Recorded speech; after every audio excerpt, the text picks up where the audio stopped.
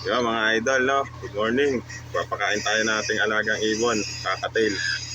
2 weeks na natin silang sinusubuan, no? Day off natin kasi kaya tayo magsusubo. Pagka wala ako, si Mrs. nagpapakain ito. Subuan na natin, no, mga idol, oh. Gutom na gutom, oh.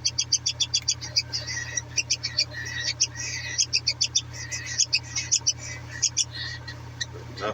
Gutom na gutom, no? No? Ano? Gutom na gutom sila, mga idol.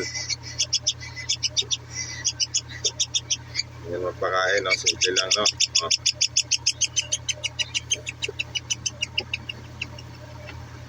No, simple lang sila. No?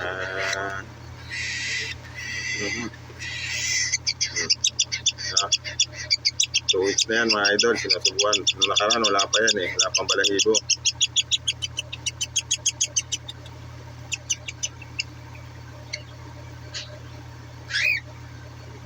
Laki na sila, no?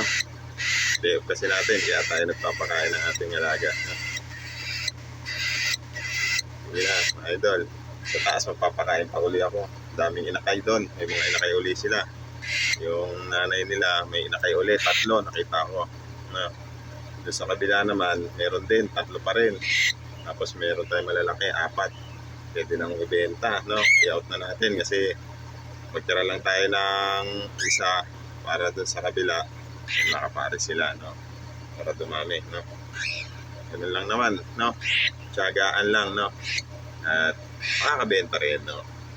Siyempre, mura lang, no? Dahil kaibigan natin, eh. O, sige na, mga idol.